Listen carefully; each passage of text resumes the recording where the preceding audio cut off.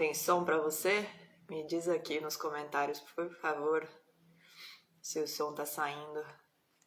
Aí. Tá bom? Ai, beleza. Deixa eu colocar aqui meu fone, então, que daí não fica ecoando tanto enquanto eu falo. Bora lá começar então o nosso estudo. Hoje tá bem massa essa primeira parte. Se você quiser aí compartilhar com alguém que você sabe que gosta de estudar, conhecer, né, as escrituras, fique à vontade. Mas eu vou começar já porque é um assunto que vai desenrolar e ultimamente eu tenho demorado quase que meia hora para trazer só a primeira parte, né? Então eu não quero enrolar muito não. Essa primeira parte, né? Se a gente não presta atenção, ela parece uma pena dura, né? Uma lei dura, assim, uma lei de justiça, mas de justiça trazendo, como se diz? Trazendo uma sentença, né? Só que aí a gente vai começar a estudar e ver que não é bem assim. Como todas, né, as instruções que o Senhor dá, essa é mais uma que ela, na verdade, tá trazendo equilíbrio, tá trazendo justiça e a gente precisa se lembrar que todo judeu, ele aprende a lei do Senhor desde pequeno, né? Ele é educado debaixo dos preceitos, dos princípios. Então, eles estudam para se prevenir do resultado de um crime, vamos colocar assim. Diferente da gente que tem que ter um advogado para estudar uma lei, para a gente saber como a gente deve agir quando nós estamos sendo condenados por algo num tribunal, né, na nossa sociedade. No meio do povo de Israel, todos eles já conhecem a lei, todos eles já sabem quais são as sentenças para cada erro, para cada transgressão, quais são os direitos deles, os deveres deles, e isso é algo que a gente devia pegar pra gente, né? Em qualquer nação, a gente deve sempre seguir os preceitos do Senhor, mas bem-vindo quem está chegando. Mas a gente deve conhecer as leis da nossa nação para a gente saber se portar, saber quais são os nossos direitos, os nossos deveres como cidadãos, né? Os direitos do nosso próximo para a gente não prejudicar ninguém. E aí aqui diz o seguinte, né? A gente vai dividir por partes e no início nós vamos falar sobre a extensão da punição de açoites, né? Sobre a pena de açoites, que diz assim: em havendo contenda entre alguns e vierem a juízo, os juízes os julgarão, justificando ao justo e condenando ao culpado. Se o culpado merecer açoites, o juiz o fará deitar-se e o fará açoitar na sua presença com o número de açoites segundo a sua culpa. 40 açoites lhe fará dar, não mais, para que porventura, se lhe fizer dar mais do que estes, teu irmão não fique aviltado aos teus olhos. Na Palestina, no Oriente Médio, os açoites eles eram feitos com vara, geralmente, ou com chicote com uma corda só. Só que as leis da Síria Central e o Código de Hammurabi, né, eles estabeleciam punições com vara, com açoites, só que para alguns crimes. Só que esses açoites eles variavam de 20 a 60 golpes, né? E Deus ele estabeleceu para o povo de Israel 40, né? E não é que assim, vocês devem chegar no 40, toda a punição tem que ser 40 açoites, não é isso. Isso era um limite estabelecido e esse limite ele deve ser visto não somente como a quantidade, né, o número simbólico, mas também em relação como é que fala? Aos machucados, né? Se aquele culpado ele estivesse, sei lá, na 10ª chicotada, sangrando demais e já deformado, não podia nem chegar nessa deformidade, na verdade. Essa lei, na verdade, ela estabelece um limite para que essa pessoa não venha ficar com o corpo degradado, ela não venha ficar com o rosto degradado se fosse tapas, né?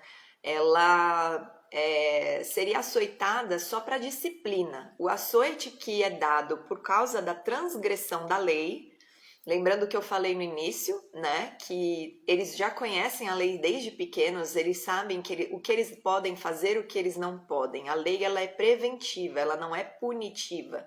Existem consequências para a transgressão, para que eles escolham obedecer, sabendo que, né, toda obediência produz vida, traz bênção, produz longevidade, muitas vezes, né? Quando eles cumprem mandamentos que são mandamentos positivos, que a gente já aprendeu, muitos deles têm recompensa. Os negativos, que são os não faça, têm consequências, porque eles estão representando transgressão de lei que gera morte. Então, na verdade, Deus, ele através dessa lei, ele está estabelecendo um limite para que a pessoa que está sendo disciplinada, ela não venha a ser degradada e depois não consiga nem conviver em sociedade, né? Então, esse é o primeiro princípio que a gente tem aqui. O açoite, então, é para disciplina, não para oprimir, não para humilhar, não para degradar, né? Para machucar. É para machucar, mas não para deformar a pessoa, né? A ponto de deformá-la. E aí, agora que você sabe este princípio, nós vamos ver se o que aconteceu com Jesus, né, foi de acordo com as instruções aqui. Então, vamos abrir nossa Bíblia em Marcos 14, a gente vai ler uns trechinhos aqui. Talvez você vai enxergar o sacrifício de Jesus agora numa perspectiva mais profunda, né?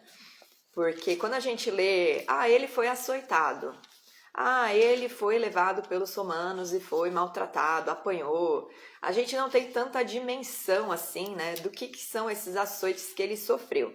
Sabendo agora que dentro da lei, né, dentro da lei que foi dada por Moisés, há um limite e que não se pode deformar uma pessoa por conta de uma transgressão. Veja só o que está escrito em Marcos 14, dos versículos 60 a 65. Levantando-se o sumo sacerdote no meio, perguntou a Jesus: Nada respondes ao que estes depõem contra ti? Ele, porém, guardou silêncio e nada respondeu. Tornou a interrogá-lo o sumo sacerdote e lhe disse: És tu o Cristo, filho de Deus, do Deus bendito? Jesus respondeu: Eu sou, e vereis o Filho do Homem assentado à direita do Todo-Poderoso e vindo com as nuvens do céu. Então o sumo sacerdote rasgou as suas vestes e disse: Que mais necessidade temos de testemunhas? Ouvistes a blasfêmia, que vos parece? E todos o julgaram réu de morte.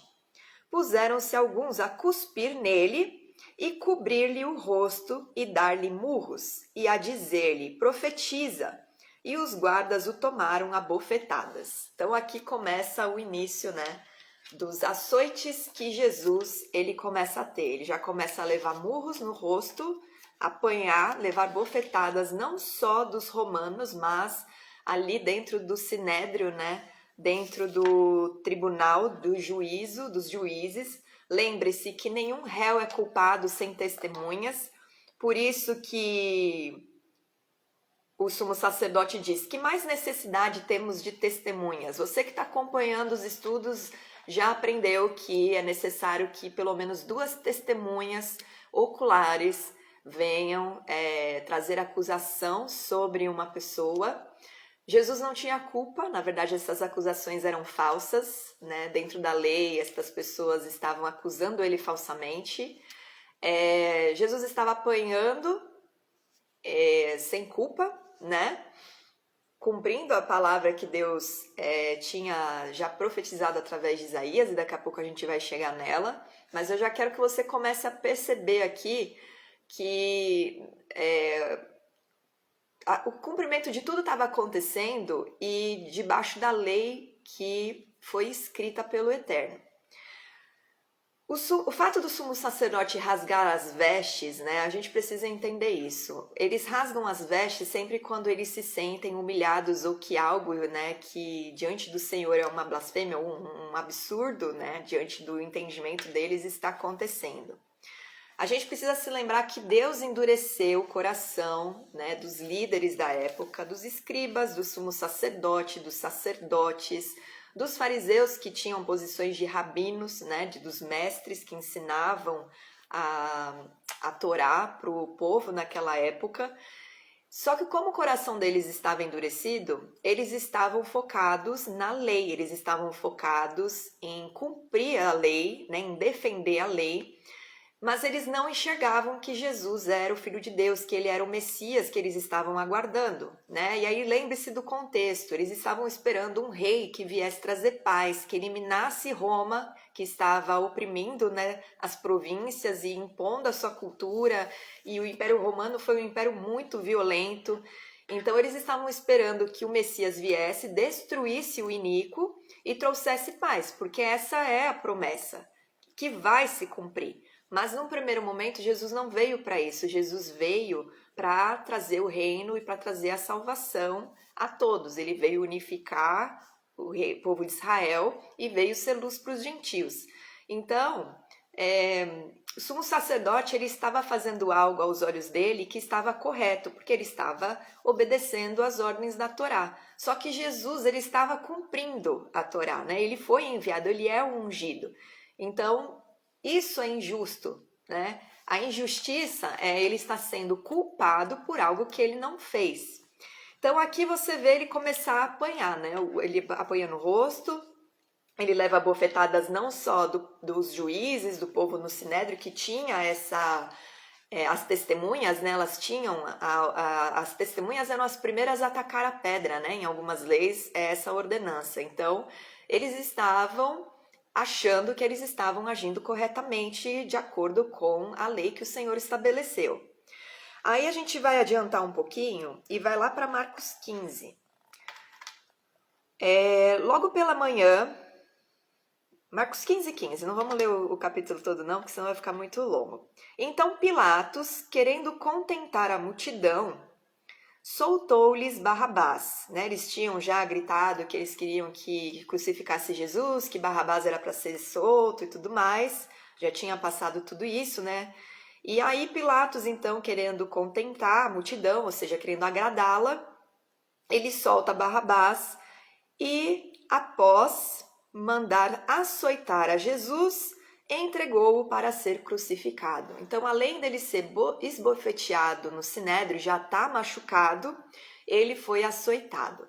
Só que ele não foi açoitado com 40 açoites, né? Porque aqui ele já não está debaixo mais da lei dos judeus. Ele agora está debaixo da lei romana, né? O Pilatos, ele era o governador e ele foi levado, então, né? Jesus foi levado nas mãos de Pilatos porque os judeus não podiam matar naquele período, porque era o período da Pêssar.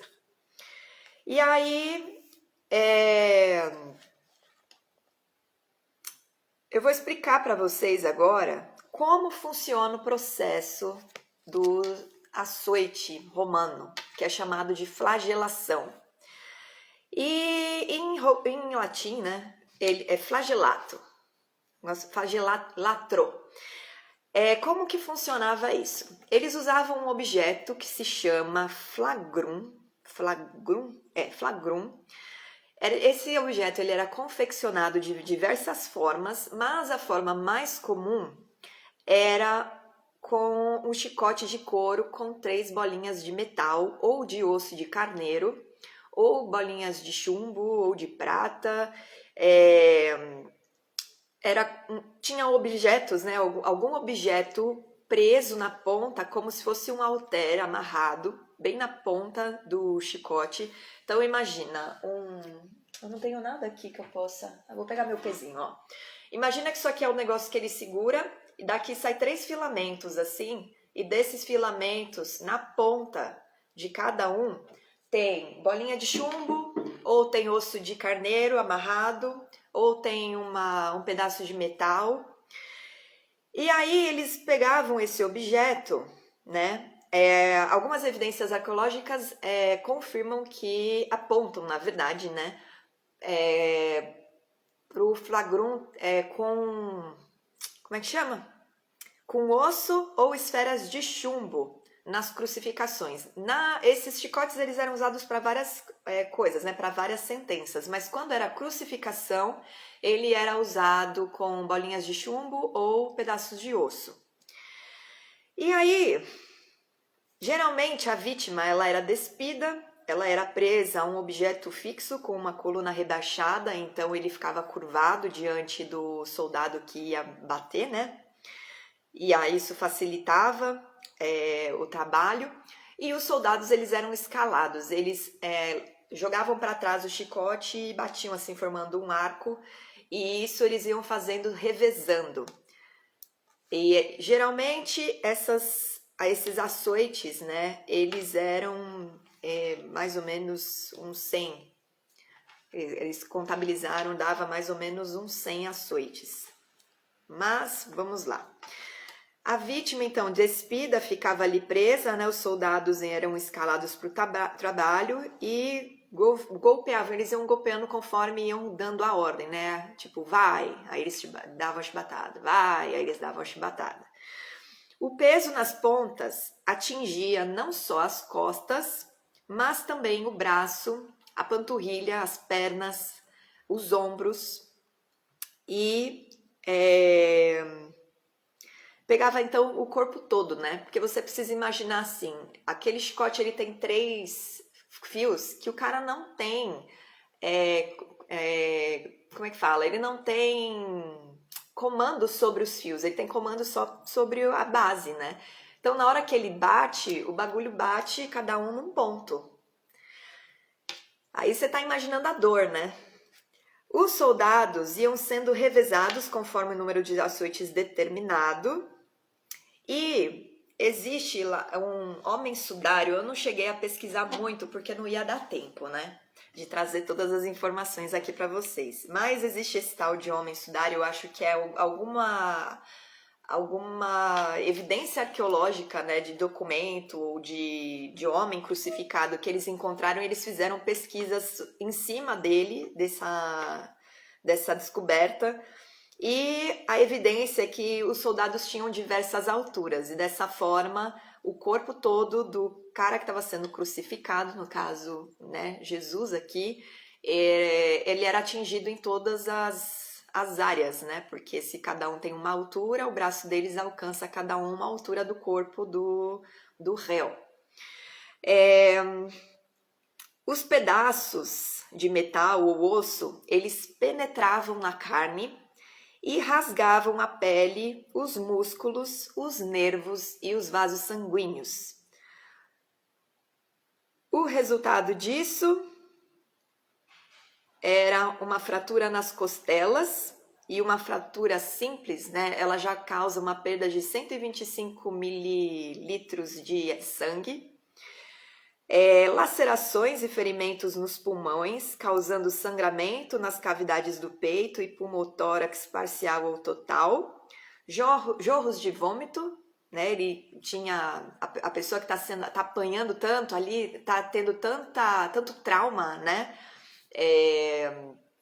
Que ela começa a ter ânsia de vômito e começa a vomitar várias vezes, assim. Tremores, ataques e desmaios. E isso podia acontecer em intervalos ou acontecer simultaneamente.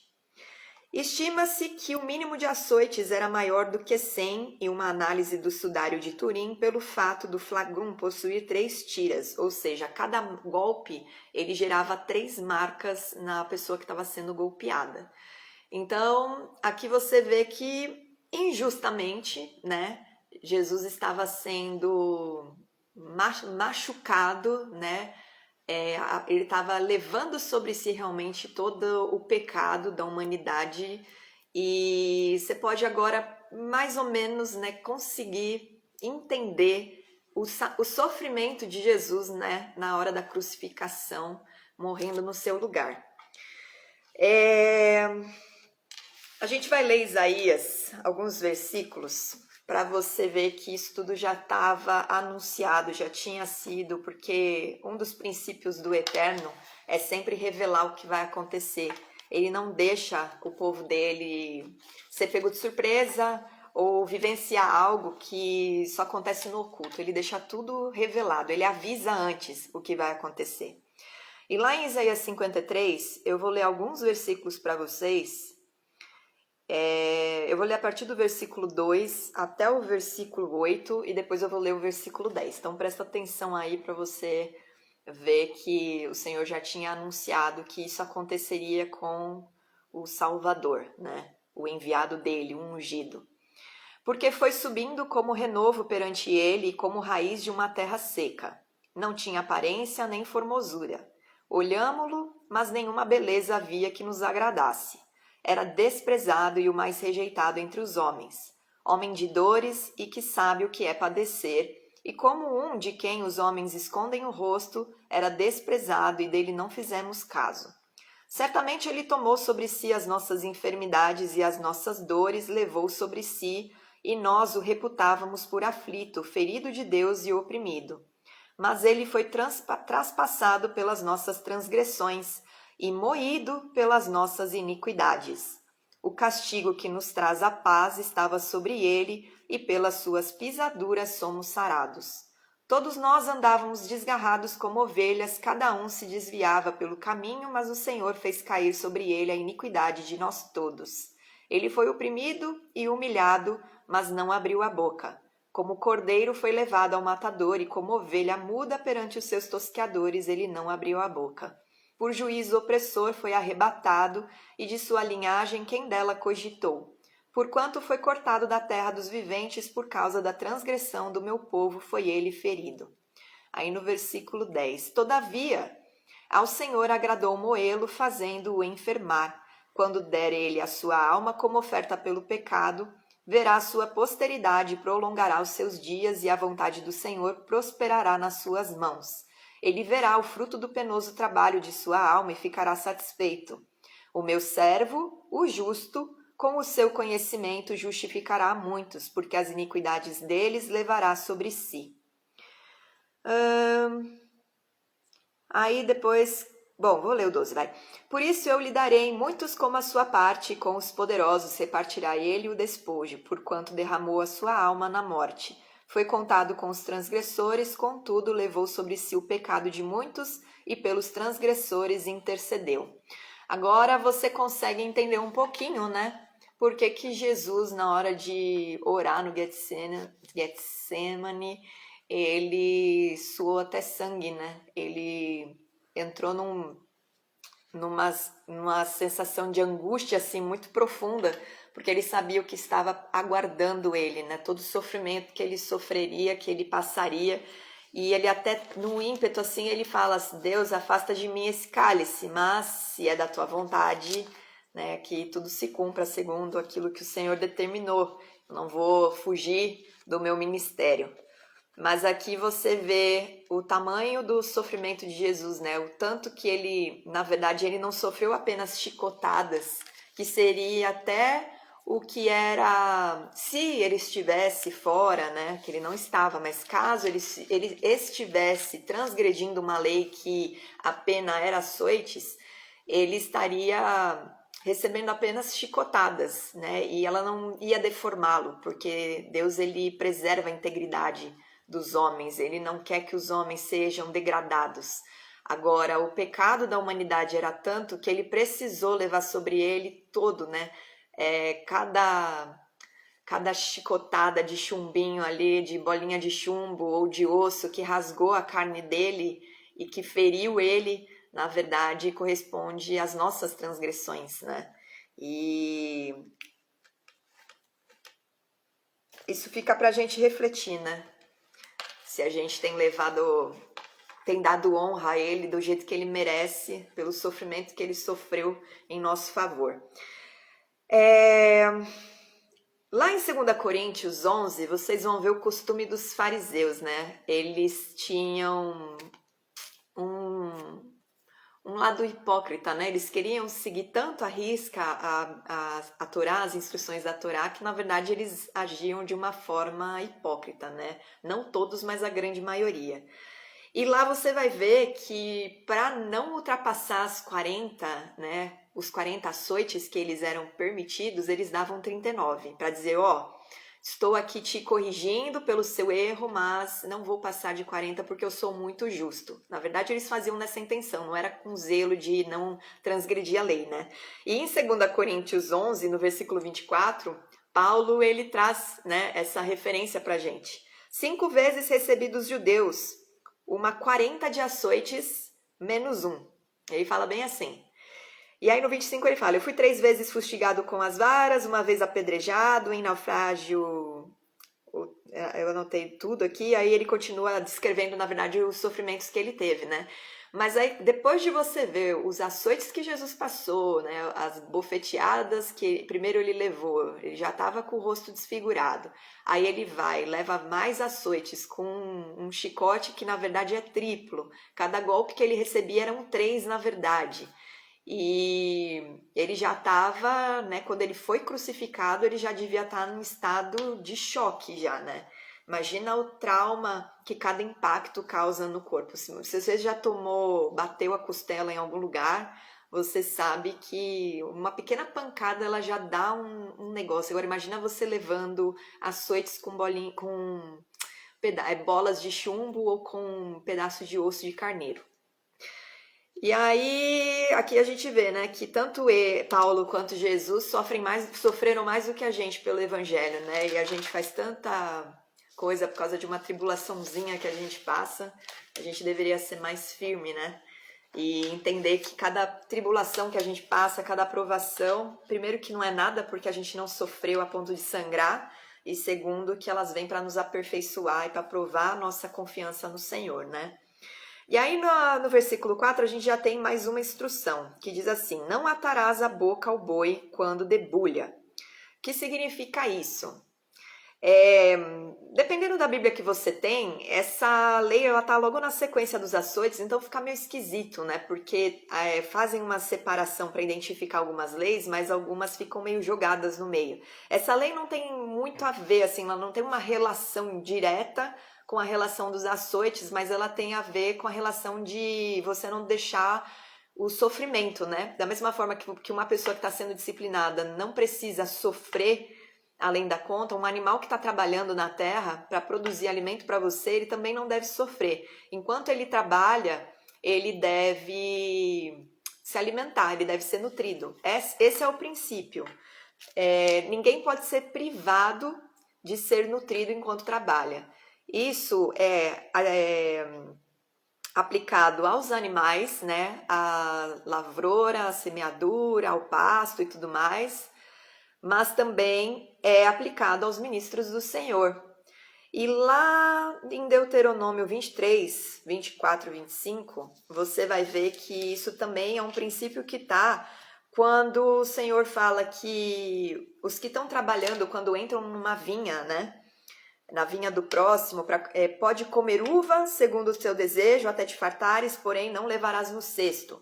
E no 25, quando entrares na seara do teu próximo, com as mãos arrancarás as espigas, porém na seara não meterá a foice.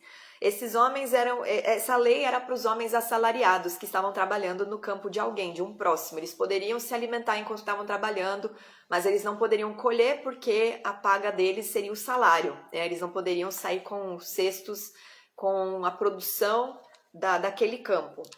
Então, quando você fala sobre atar a boca ao boi, quando ele debulha, você está falando, o trabalhador, ele é merecedor da sua paga e ele pode ser nutrido enquanto ele está trabalhando.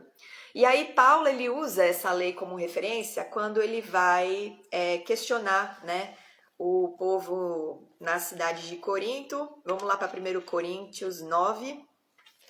Ele traz a referência dessa lei, desse princípio para os homens ali, para a comunidade cristã que estava ali se desenvolvendo. Então vamos lá ler 1 Coríntios 9.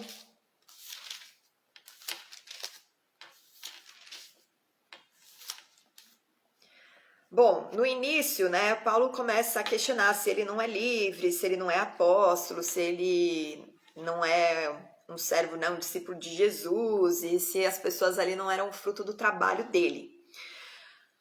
Aí ele vai se defendendo, né, porque estavam questionando sobre eles estarem se alimentando do fruto do trabalho dos outros. E aí, no versículo 6, vou começar desde o 6, só para não ficar lendo muito. Depois, se você quiser ler o texto todo aí, que agrega muito na tua compreensão. Ou somente eu e Barnabé não temos direito de deixar de trabalhar? Quem jamais vai à guerra à sua própria custa? Quem planta a vinha e não come do seu fruto? Ou quem apacenta um rebanho e não se alimenta do leite do rebanho? Porventura falo isto como homem, ou não o diz também a lei? Porque na lei de Moisés está escrito: não atarás a boca ao boi quando pisa o trigo. Acaso é com bois que Deus se preocupa? Ou é seguramente por nós que ele o diz? Certo que é por nós que está escrito: pois o que lavra cumpre fazê-lo com esperança, o que pisa o trigo faça-o na esperança de receber a parte que lhe é devida. Se nós vos semeamos as coisas espirituais, será muito recolhermos de vós bens materiais? Se outros participam desse direito sobre vós, não o temos nós em maior medida? Entretanto, não usamos desse direito, antes suportamos tudo para não criarmos qualquer obstáculo ao evangelho de Cristo. Não sabeis vós que os que prestam serviços sagrados do próprio templo se alimentam? E quem serve ao altar do altar tira o seu sustento? Assim ordenou também o Senhor aos que pregam o evangelho que vivam do evangelho. Eu, porém, não me tenho servido de nenhuma destas coisas, e não escrevo isto para que assim se faça comigo, porque melhor me fora morrer antes que alguém me anule esta glória. Se anuncio o evangelho, não tenho do que me gloriar, pois sobre mim pesa essa obrigação, porque ai de mim se não pregar o evangelho. E aí ele continua falando, né, do galardão e tal, e na verdade ele está fazendo uma crítica, né, que assim, eu estou trabalhando, mas eu deveria só estar trabalhando para o reino, né, pregando o evangelho. Mas por causa dos questionamentos de vocês, eu me coloco para trabalhar junto com vocês para ter o fruto do meu trabalho. Só que o certo, debaixo da lei do Senhor, é que o ministro ele seja sustentado pelos discípulos ou pelo povo de Deus. Isso já era um princípio desde sempre que foi estabelecido pelo Senhor. Nós já aprendemos que princípios são perpétuos, né? Regras, a maldição das leis ela foi anulada, mas os princípios do Senhor fazem parte dele, não tem como você anular. Então, quando ele chama os ministros, ele sustenta através do trabalho que é abençoado do povo, porque é por causa do suporte e da intercessão, dos conselhos, do ensinamento, né, da dedicação dos ministros que o povo está de pé, que o povo está firme. E ele fala isso muito claro aqui, ó, no versículo 11. Se nós vos semeamos as coisas espirituais, será muito recolhermos de vós bens materiais? Então, ele está trazendo esse princípio, né, que enquanto alguém está trabalhando, você não deve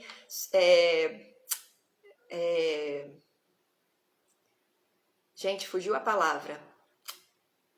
Quando alguém está trabalhando, você não pode... não é poupá-lo, não é... Pera. Nossa, fugiu totalmente a palavra da minha boca. Tá na mente, mas não sai a palavra. Quando você tira o direito, né, de alguém, vamos colocar assim. Você não pode tirar o direito de uma pessoa de se alimentar se ela está trabalhando, enquanto ela trabalha. E aí, em 1 Timóteo, no versículo 18 do capítulo 5, ele fala para Timóteo também algo trazendo esse princípio. Vamos ver lá. 1 Timóteo 5, no versículo 18. No 17 eu vou ler. Devem ser considerados merecedores de dobrados honorários os presbíteros que presidem bem, com especialidade os que se afadigam na palavra e no ensino. Pois a Escritura declara: não amordaces o boi quando pisa o trigo. E ainda, o trabalhador é digno do seu salário. Não aceites denúncia contra presbítero, senão exclusivamente sobre o depoimento de 2 ou 3 testemunhas. Quanto aos que vivem no pecado, repreende-os na presença de todos, para que também os demais temam. Aí ele continua dando, né, as ordenanças, os conselhos acerca dos discípulos. Mas aqui você vê, né, primeira instrução que Paulo deixa para Timóteo é que os presbíteros sejam honrados, né, no seu trabalho. Eles estão ali presidindo, ensinando, se dedicando, e eles devem ser merecedores de dobrados honorários, né? Eles devem ser recompensados por isso. Então, é o mesmo princípio deixado na instrução, porque os princípios não mudam. Agora vamos falar sobre o levirato, né? Que é algo meio que polêmico para quem não compreende, né, o que isso significa. Mas levirato não tem nada a ver com tribo de Levi, tá? Porque às vezes as pessoas tentam assimilar as palavras, mas nesse caso, levirato é uma palavra que vem do latim e significa cunhado, se não me engano. Vem de levir, significa cunhado. E no hebraico, na verdade, seria Yebum, essa lei. O complemento dessa lei é chamado de Yebum, que é o irmão do marido. Então, essa é a lei, na verdade, é o casamento da esposa de um irmão. Como que isso acontece, né? Eu vou ler aqui a instrução que é dada e depois eu explico melhor para vocês como que é o processo, né? E algumas passagens, né, que ilustram esse levirato nas escrituras. Se irmãos morarem juntos e um deles morrer sem filhos, então a mulher do que morreu não se casará com outro estranho, fora da família. Seu cunhado a tomará e a receberá por mulher e exercerá para com ela a obrigação de cunhado. O primogênito que ela lhe der será sucessor do nome do seu irmão falecido, para que o nome deste não se apague em Israel. Porém, se o homem não quiser tomar sua cunhada, subirá esta porta aos anciãos e dirá: meu cunhado recusa suscitar a seu irmão nome em Israel. Não quer exercer para comigo a obrigação de cunhado. Então os anciãos da sua cidade devem chamá-lo e falar-lhe, e se ele persistir e disser não quero tomá-la, então sua cunhada se chegará a ele na presença dos anciãos e lhe descalçará a sandália do pé e lhe cuspirá no rosto. Essa é uma tradução, na verdade, que está meio errada, porque na verdade a palavra que está aqui é na frente, na verdade não é no rosto. Então ela na verdade cospe no chão na frente do cunhado. E dirá, né? Protestará e dirá: assim se fará o homem que não quer edificar a casa do seu irmão, e o nome de sua casa se chamará em Israel a casa do descalçado. Então até aqui é a lei do levirato. Depois também é uma outra lei que a gente já entra. Então esse mandamento é um mandamento que não tem explicação. É uma das ordenanças que compõem um grupo de ordenanças que fazem parte das 613 mitzvot, que não tem uma justificativa racional, assim, não tem uma explicação que você consiga intelectualmente assimilar. É uma ordenança que Deus deixou e que quando o judeu cumpre, ele na verdade está confiando no Senhor, ele está demonstrando com essas ordenanças que não têm explicação, que mesmo as ordenanças que Deus determina, que Deus estabelece, as instruções que ele dá, que ele não explica o porquê, ele confia e ele cumpre por amor ao Senhor. E aí, essas ordenanças que o Senhor determina, segundo o Talmud, são ordenanças que tanto a má inclinação, que hoje em dia ela é conhecida como carne, a tua carne, como as nações do mundo tentam contestar. Então, cumprir isso é você fazer um ato de fé, né? É você demonstrar um ato de confiança ao Senhor. Existe, né? Leis que são leis que elas têm pena de morte espiritual. Todas as leis que são abominação diante do Senhor são leis que têm pena de morte espiritual, que é chamado de karet. E essa lei, ela acontece se um judeu ele se casa com a esposa do irmão, mas somente quando o irmão está vivo ou quando o irmão já teve filhos. Se o marido, né, o marido dessa viúva, ele morreu e ele não deu filhos, né, ele não deixou gerações, não tem herdeiros para herdar a sua terra. Na verdade, essa lei está ligada também à herança, né, que cada família de cada tribo de Israel possuía na terra. Então, quando esse homem morria e ele não tinha deixado nenhum herdeiro, a esposa dele, que era viúva, ela se casava com o seu cunhado, né, desde que ele também não tivesse tido filhos, e eles então mantinham o nome do falecido sobre a terra e a herança dele era passada de gerações. Mas existia essa opção do cunhado não querer se casar e tinha uma cerimônia que era chamada de halatzah, que é halitzah, na verdade, e ela então era uma cerimônia para liberação da viúva, para ela poder se casar com em outra família, em outra tribo. Ela não necessariamente era obrigada mais a ficar debaixo ali daquela família esperando o casamento com o seu cunhado.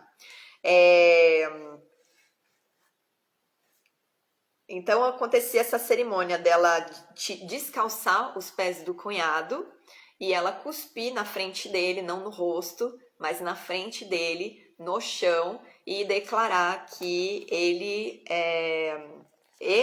na verdade não era só ela não, era ela que declarava isso, né? Que assim se fará o homem que não quer edificar a casa do seu irmão. Depois que acontecia essa cerimônia, o cunhado não podia voltar atrás, então ele não podia mudar de ideia e querer construir a casa do seu irmão. Ele já tinha perdido a chance, ele tinha somente antes dessa cerimônia para se casar com ela.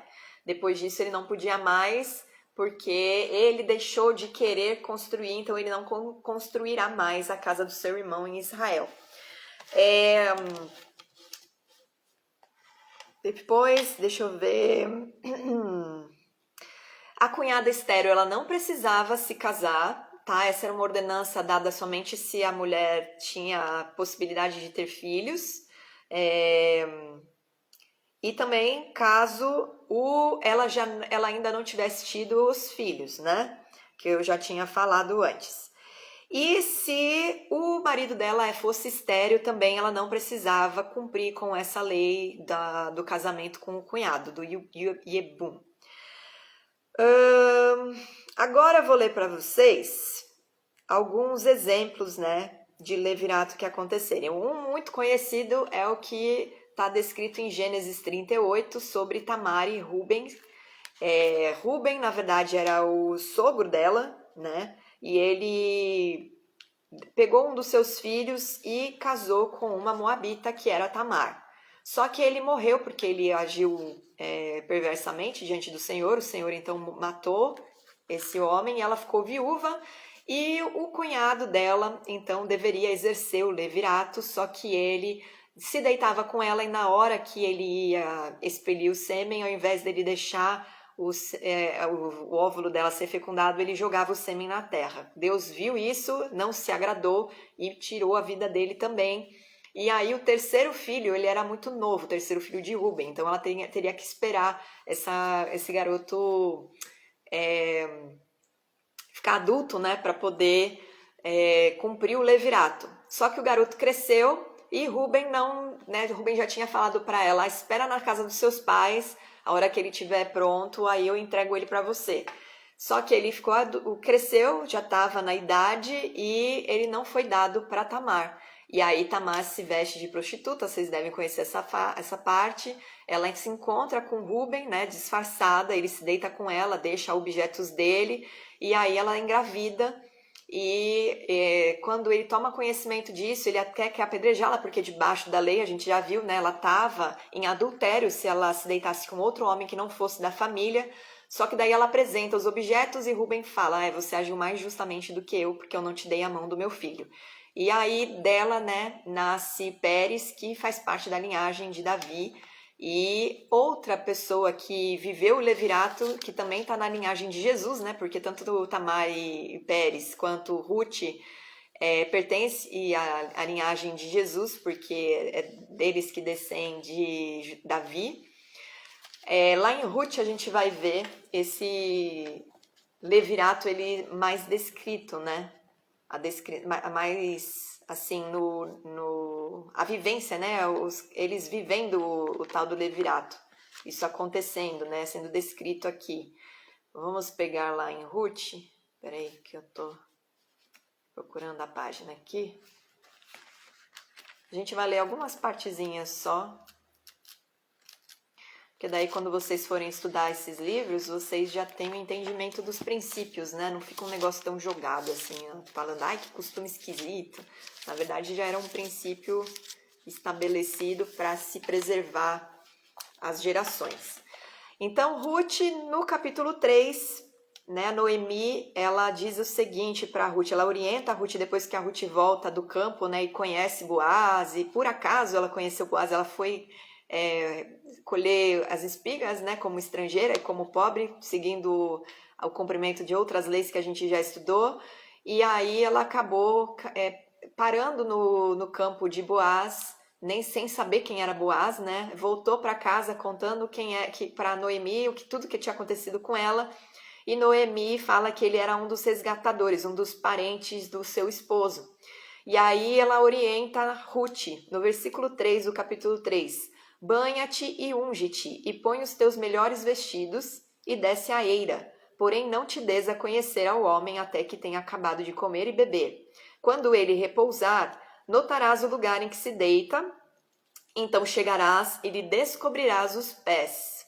Então, ela estava aqui, na verdade, trazendo o símbolo, né, do levirato, porque quando você descalça as sandálias e ele rejeita, né, ele então seria o descalçado, conhecido como descalçado, ele teria negado o cumprimento do levirato. Era um sinal que Noemi, que conhecia a lei, fez Ruth fazer em silêncio, né, para dizer para ele que ela tinha interesse em se casar com ele. E aí ela então fala, chegarás e lhe descobrirás os pés e te deitarás, ele te dirá o que deves fazer. E a Ruth então responde, tudo quanto me disseres falei. Aí na sequência a gente vê que ela foi para Eira, né, conforme tudo quanto a sogra tinha ordenado, viu Boaz se deitar, aí ela chegou de mansinho, lá no finzinho do versículo 7, chegou ela de mansinho, lhe descobriu os pés e se deitou. E sucedeu que pela meia-noite, assustando-se o homem, sentou-se e eis que uma mulher estava deitada a seus pés. E aí ele pergunta quem era aquela para ela, né, quem era ela, e aí a Ruth se identifica e diz, estende a tua capa sobre a tua serva, porque tu és resgatador.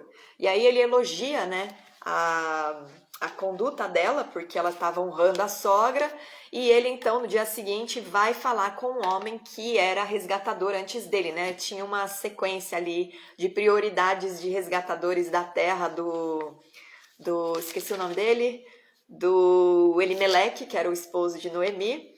E então ele vai, né, conversa com esse homem, diz que a Noemi tinha aquelas terras que estava para ser resgatada, se ele tinha interesse em resgatar as terras, o cara fala que sim, que ele ia resgatar. Mas aí no versículo 5, Boaz noticia ele, no dia em que tomares a terra da mão de Noemi, também a tomarás da mão de Ruth, a Moabita, já viúva, para suscitar o nome do esposo falecido sobre a herança dele. Então disse o resgatador, para mim não a poderei resgatar, para que não prejudique a minha. Redime tu que me cumpria resgatar, porque eu não poderei fazê-lo. Então, aquele homem já era casado, e para não tirar o direito, né, de primogenitura da sua esposa, ele então faz o quê? Lá no versículo 8. Disse, pois, o resgatador a Boaz, compra tu, e tirou o calçado. Então aqui você vê a ilustração de como era o cumprimento, né, dessa ordenança. Nesse caso, ele estava fazendo diante das testemunhas com outro resgatador, mas o princípio do levirato aqui é o mesmo, eles estão cumprindo as ordenanças do Senhor. E desse casamento de Ruth com Boaz, você vai ver aqui, a gente já estudou, né, na semana passada, eu até apresentei sobre o Toledote, agora eu apresentei sobre o levirato para ir aumentando a tua compreensão e o teu conhecimento a respeito da palavra. E depois nós temos também o direito das filhas herdeiras, né? Por acaso, se uma família só tivesse mulher, o que aconteceria então, né, com aquelas terras? Já que era por causa da herança, né? Se uma mulher tivesse tido só mulheres, filhas mulheres, e ela ficou viúva, para quem que vai ficar a terra se não tem nenhum homem? Porque geralmente a herança era passada para os filhos. E lá em Números 27 a gente tem a solução desse caso, que diz assim: então vieram as filhas de Zelofeade, filho de Éfer, filho de Gileade, filho de Maquir, filho de Manassés, entre as famílias de Manassés, filho de José. São estes os nomes de suas filhas: Macla, Noa, Ogla, Milca e Tirza. Apresentaram-se diante de Moisés e diante de Eleazar, o sacerdote, e diante dos príncipes e diante de todo o povo à porta da tenda da congregação, dizendo: nosso pai morreu no deserto, ou seja, a herança da terra de Israel foi dada para o povo que saiu, né, exilado do Egito. Então, ele teria direito a uma herança na terra de Canaã. E não estava entre os que se ajuntaram contra o Senhor no grupo de Corá. Esses que foram mortos, né, por causa da revolta de Corá, eles não tiveram direito de herança na terra de Canaã. Mas o pai delas tinha morrido pelo próprio pecado e ele não tinha tido filhos homens. Por que se tiraria o nome do nosso pai do meio da sua família, porquanto não teve filhos? Dá-nos possessão entre os irmãos de nosso pai. Moisés levou a causa delas perante o Senhor. A mãe delas não poderia se deitar com o tio porque já tinha tido filhas, né? Então não seria o cumprimento do livre-ato, ela estaria cometendo um adultério e uma abominação diante do Senhor, que seria uma pena de morte espiritual para a vida dela e para do tio das meninas, né? E aí Moisés então levou a causa delas perante o Senhor e disse o Senhor a Moisés: as filhas de Zelofeade falam o que é justo, certamente lhes darás possessão de herança entre os irmãos de seu pai e farás passar a elas a herança de seu pai. Falarás aos filhos de Israel dizendo: quando alguém morrer e não tiver filho, então fareis passar a sua herança à sua filha. E se não tiver filha, então a sua herança dareis aos irmãos dele. Porém, se não tiver irmãos, dareis a sua herança aos irmãos de seu pai. Se também seu pai não tiver irmãos, dareis a sua herança ao parente mais chegado de sua família, para que a possua. Isto aos filhos de Israel será prescrição de direito, como o Senhor ordenou a Moisés. Essa ordenança faz vocês entenderem por que Boaz podia ele não era irmão de Elimeleque, ele era um parente próximo, como os filhos de Elimeleque também tinham morrido. Então, o direito da herança da terra tinha passado para o parente mais próximo. O parente mais próximo, né, que faria esse papel de cunhado, já era casado, então esse homem deu a sandália, né, entregou o sapato para Boaz, né, e Boaz então cumpre com a lei do Yebum com Ruth, certo? Agora acho que fica mais claro todas esses cumprimentos, né? Esses que pareciam só costume, na verdade agora você vê que eles estão fazendo tudo debaixo de uma lei. Tudo que o povo de Israel deveria fazer até hoje é debaixo da lei, né? Inclusive crer em Jesus. Que se Deus quiser, em nome de Jesus, logo logo os olhos deles serão abertos e eles reconhecerão o Mashiach, porque ele veio primeiro para eles, né? E Yeshua é o ungido que eles estão esperando para a era messiânica. E aí agora vamos ver no versículo 11 e 12 outro princípio que quando você lê também você fala: nossa, que lei esquisita é essa que tem aqui para o povo de Israel. Quando brigarem dois homens, um contra o outro, e a mulher de um chegar para livrar o marido da mão do que fere, e ela estender a mão e o pegar pelas suas vergonhas, cortar-lhe-ás a mão, não a olharás com piedade. O que isso significa, né? Primeiro, lembre-se, a lei de Israel, a lei dada, né, as instruções, não são instruções para punir como a nossa lei. A nossa lei a gente só conhece quando a gente está diante de um juiz. Aqui o povo de Israel crescia conhecendo a lei. Então, quando um povo conhece a lei, ele se previne de atos criminosos e de transgressão da lei. Um povo que não conhece a lei peca, transgride por ignorância. Esse povo não, esse povo, eles tinham conhecimento dos princípios do Eterno, eles tinham conhecimento das instruções desde pequenininhos, então eles eram ensinados a obedecer porque eles aprendiam que cada erro, né, trazia uma consequência. A lei era preventiva, ela não era punitiva. Muda a tua visão a respeito da lei. O que é a maldição na lei é que se eles transgredissem, como eles tinham uma aliança feita na carne, eles morriam. Jesus elevou essa aliança e trouxe uma aliança que é pela fé, por graça. Então, ele tirou a maldição da lei, mas essa lei continua sendo preventiva para nós. Se você conhece os princípios do Senhor e você anda na justiça dele, você só colhe bênção porque você está cada vez mais próximo dele, né? mais na presença dele. Então é bom conhecer os princípios e viver debaixo deles por isso. De uma briga, né, entre dois homens, nunca haverá paz. Em brigas nunca há paz. Esse é o primeiro ensino que essa lei traz. Não há paz que se resulte de uma briga. A briga sempre vai trazer contenda, sempre vai trazer confusão e também pode trazer humilhação, né? Tocar nas partes íntimas simboliza isso, humilhação.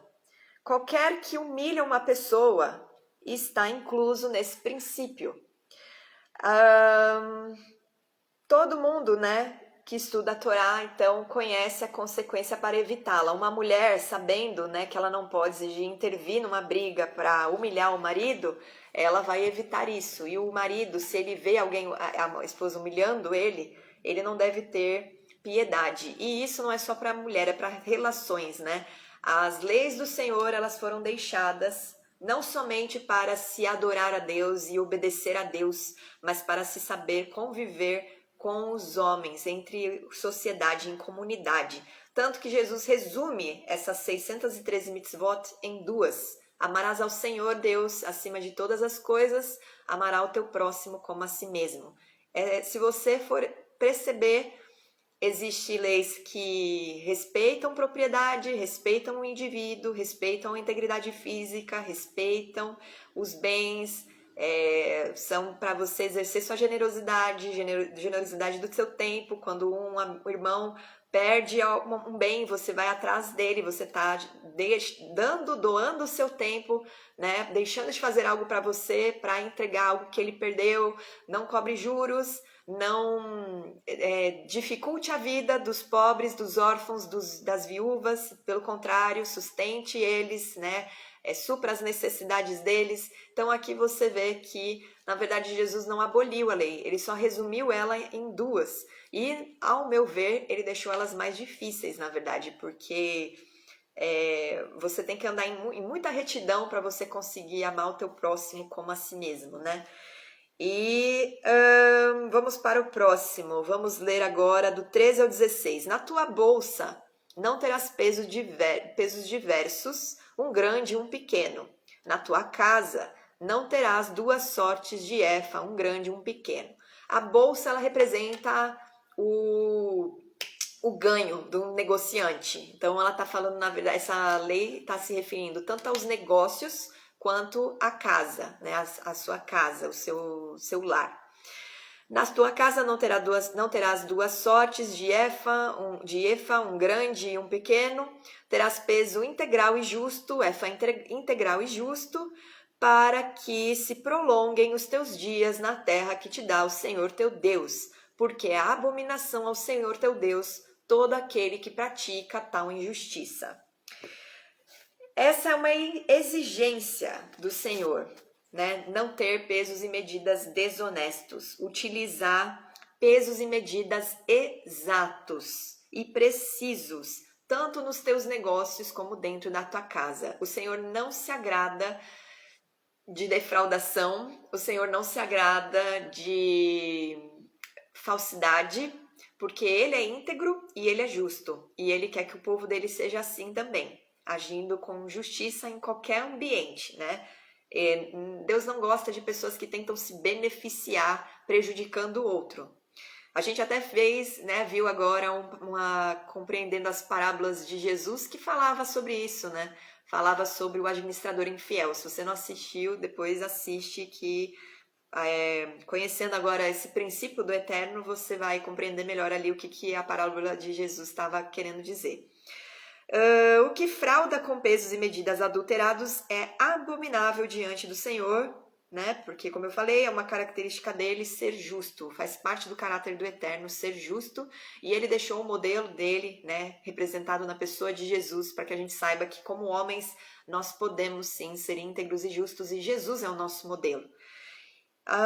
E a recompensa para quem age com integridade, né? Abundância material e longevidade na promessa. Agora a gente vai ver 2 provérbios que partem desse...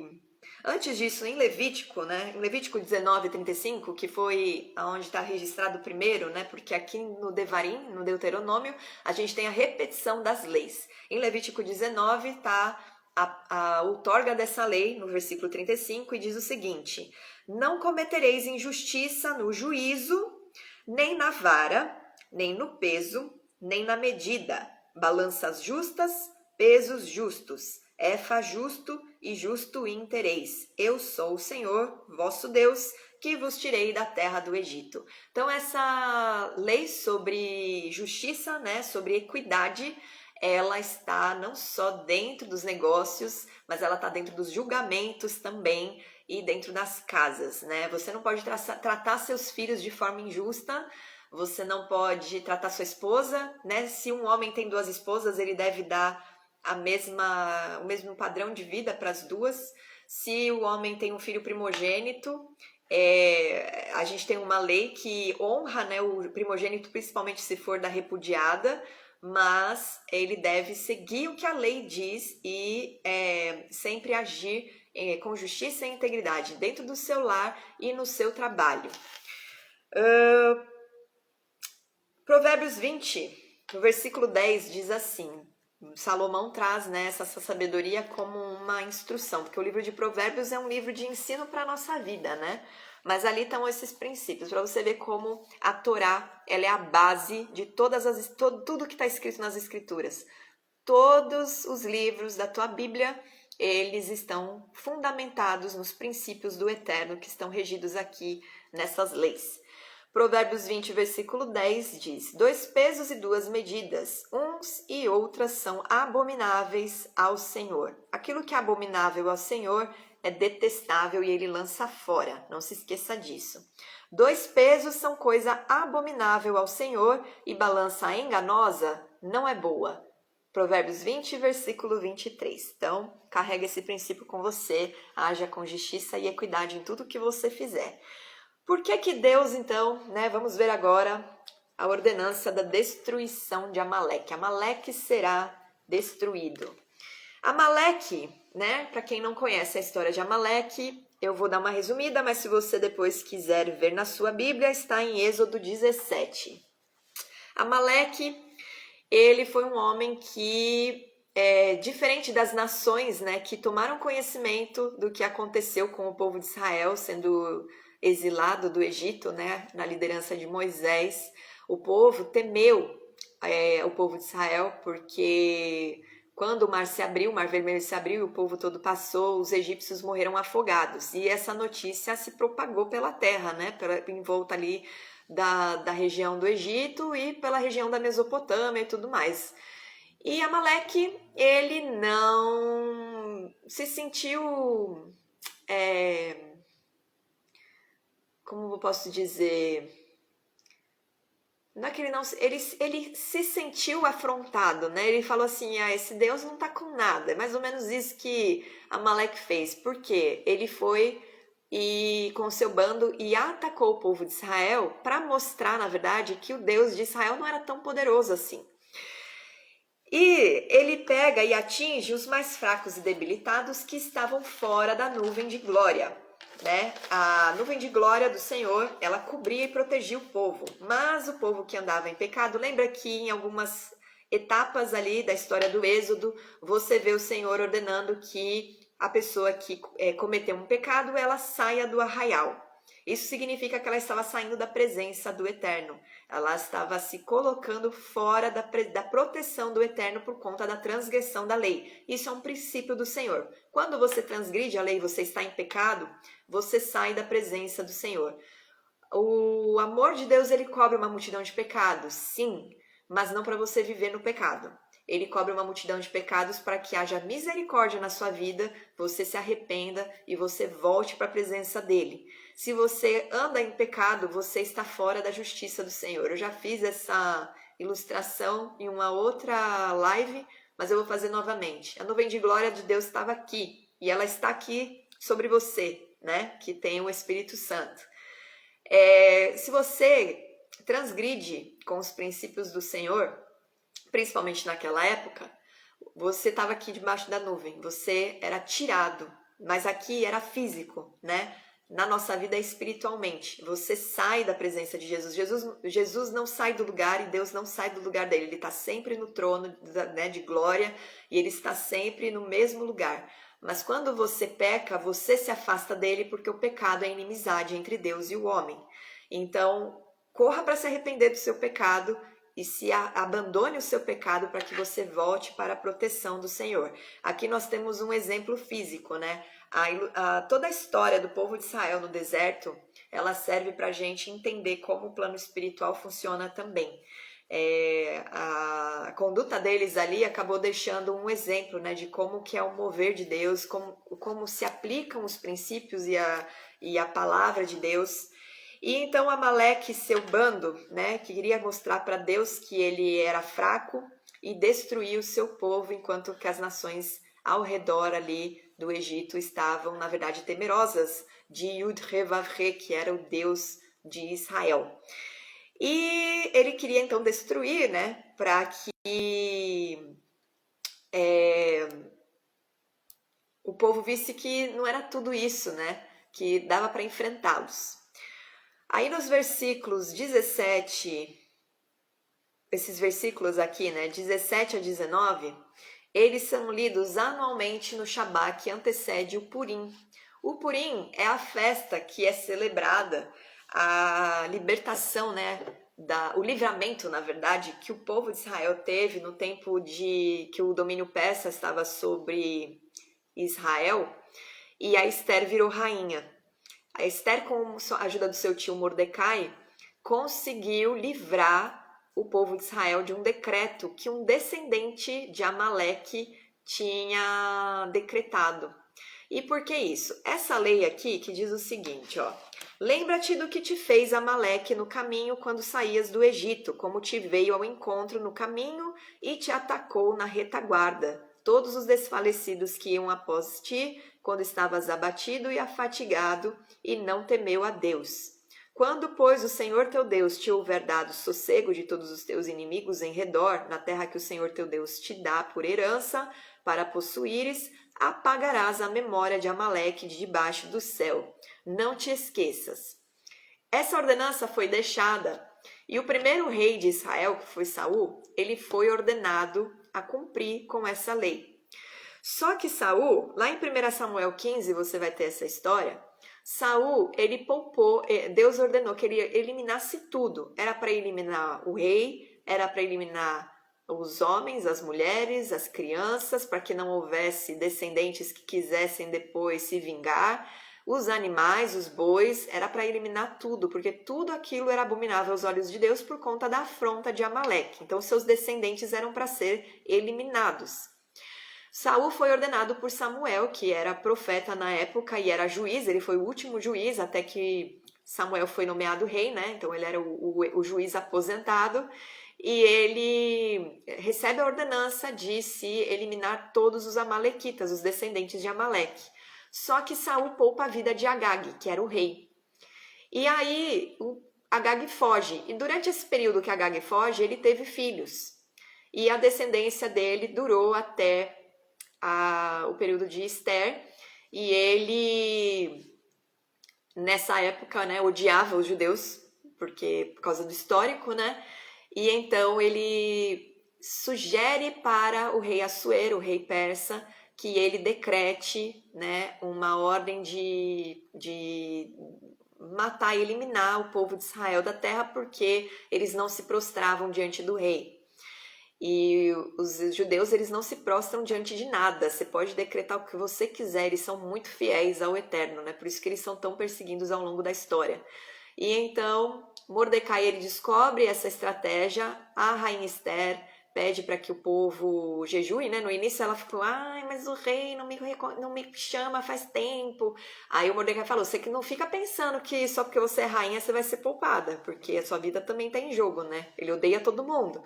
E aí ela fala então para Mordecai, então convoca o povo para jejuar, né? E eu vou falar com ele. E aí o povo jejua, né? Esse jejum você tem que entender que era um jejum em arrependimento por eles e clamando pelo socorro do Senhor e em favor da vida de Esther, para ela poder ter favor do rei.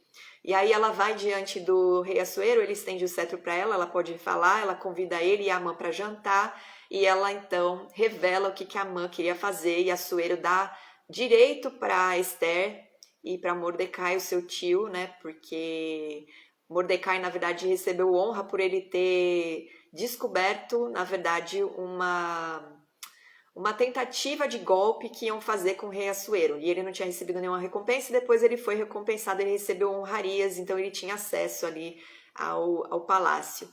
E aí os dois tiveram direitos de anular o decreto que estava para ser sancionado, e eles então lançaram outro decreto para que fosse eliminado todos os inimigos de Israel, que eram né, que representam os amalequitas. E ali então Amã e sua casa é morta, né? E o mal cessa naquele período. Mas Amaleque, ele representa o mal, ele representa, né, no mundo espiritual, no plano espiritual, ele representa deixa eu ler aqui para vocês para não falar meio truncado. Os sábios judeus comparavam e comparam Amaleque a uma mosca quando ela sente podridão. Ela é atraída. Então, né, você já viu uma mosca, quando seu lixo está cheio, não começa a encher de mosca em volta dele, porque elas sentem a podridão. O pecado, ele traz podridão na vida de um justo.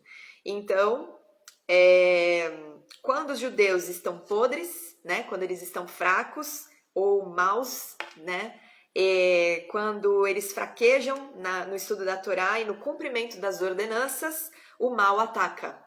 E esse é um princípio que ainda acontece, né? Quando você tende a má inclinação da tua carne, o inimigo ele encontra brechas na sua vida para te atacar. Então, se você não quer que o inimigo fique te atacando, se você está cansado de tribulações, de provações, dá uma sondada e uma examinada na tua conduta, pede para o Senhor Jesus revelar a você pelo Espírito Santo aonde você está errando, o que você está fazendo que talvez esteja abrindo brechas na sua vida, talvez tenha atitudes suas, comportamentos seus, pensamentos teus que estão deixando o cheiro da tua carne podre exalar ao invés da essência do Espírito, né, fluir em você, e isso está então permitindo, dando legalidade para o inimigo atacar a sua vida. Esse é um mover, né, no mundo espiritual. Então leve a sério isso para você andar, né, com sabedoria e se proteger, que às vezes a culpa das tribulações que a gente enfrenta é nossa mesmo, né? E então, o que fica de aprendizado também em relação a Saul é que Saul falhou em eliminar todo o mal da terra, mas o Messias, Jesus, quando ele vier reinar na era messiânica, ele vai eliminar todo o mal da terra, né? Ele já eliminou o mal sobre a nossa vida. Ele já tomou o poder, né, a chave da morte das mãos do inferno, ele já tem autoridade sobre tudo, mas ele vai eliminar de vez o mal e reinar, né, sobre as nações. O mal será aniquilado no seu reinado.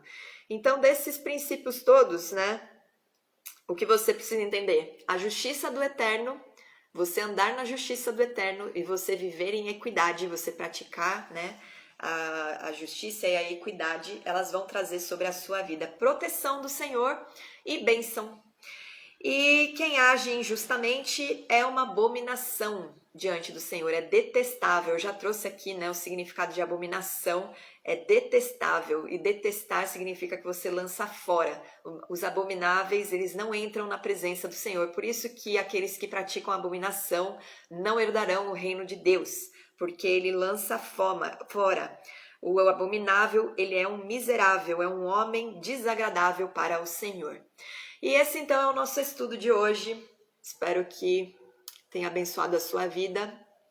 Vocês têm alguma dúvida, pessoal que está aqui assistindo? Vocês querem tirar alguma dúvida? Ou então nós podemos encerrar. Por favor, me digam aqui se está tudo certo, se vocês conseguiram pegar todas as explicações. E aí, qualquer dúvida eu posso tirar. E como sempre, vou deixar salva esta live para vocês poderem assistir depois e também poder compartilhar. Também vou salvar no YouTube, né? Porque daí quem não tem Instagram pode assistir também. Mas queria saber se vocês têm alguma dúvida antes de encerrar. Por favor, me digam. A Milka está participando hoje da reunião. Me digam aí se vocês têm alguma dúvida ou não, por favor.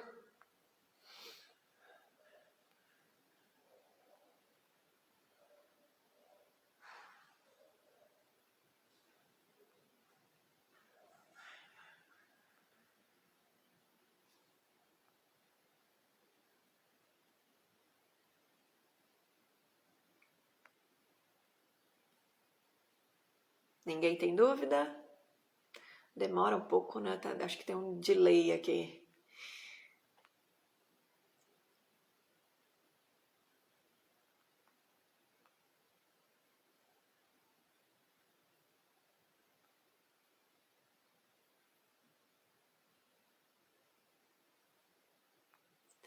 Bom, pessoal, eu não sei se está demorando para a resposta de vocês chegarem ou se vocês não estão respondendo, mas eu vou encerrar a live.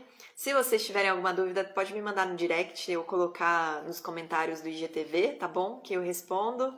E é isso, um bom final de semana para vocês, que Jesus abençoe muito, que todo esse conhecimento, essa ministração, né, esse ensino, ele fique cravado no teu coração, porque agora a lei é para ficar gravada, né, gravada no nosso coração. O Senhor prometeu isso, então o Espírito, ele vai vivificar esse ensino no teu coração para que você viva debaixo desses princípios e seja muito abençoado, porque a palavra de Deus é para isso, né? Para nos dar vida e vida em abundância. Então é isso. Uma boa noite para vocês e a gente se encontra durante a semana. Um beijo.